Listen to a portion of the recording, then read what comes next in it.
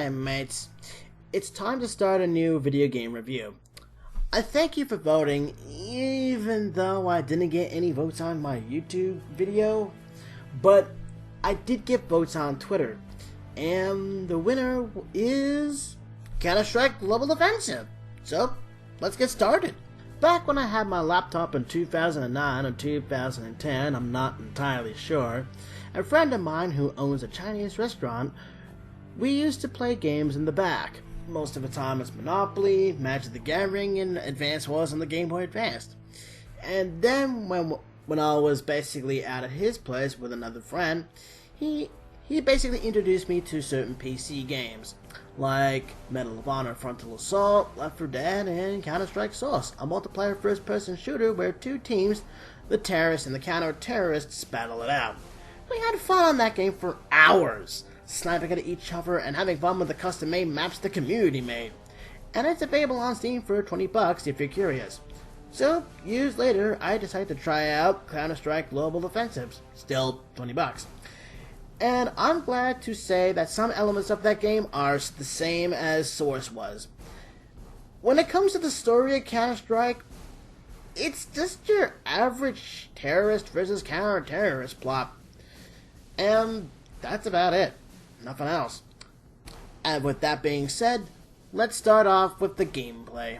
The game consists of game modes such as Team Deathmatch, Search and Destroy, Arms Race, and Demolition. Unlike Call of Duty, Battlefield, and other FPSs, you can't aim down your sights.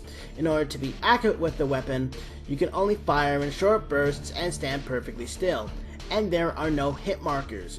The only hint that you're hitting your target is the blood splatter that hits on the walls or the floor.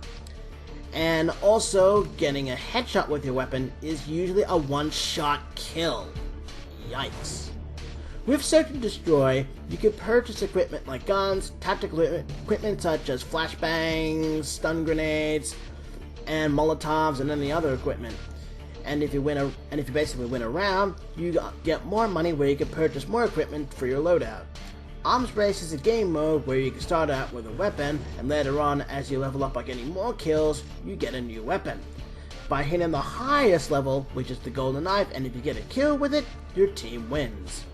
My favorite game mode is Team Deathmatch, because you can practice with other weapons like the AWP, and you can also test your accuracy with other weapons like the P90 submachine gun.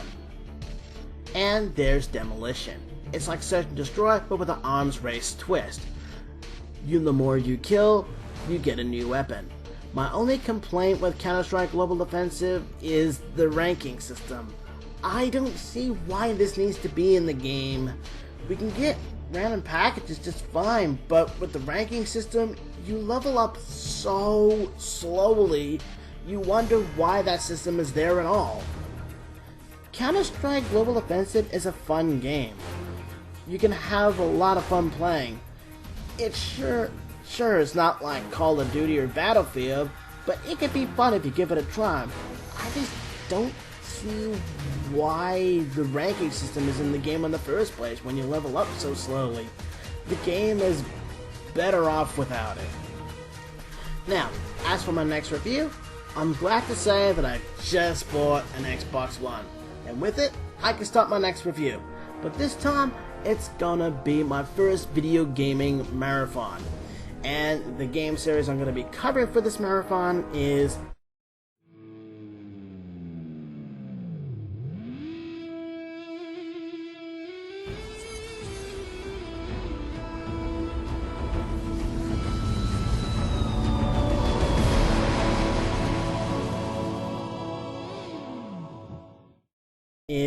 the Halo series. I hope you guys are looking forward to that. I hope you enjoyed this review. My name is Polka Dragon, and I wish you guys happy gaming.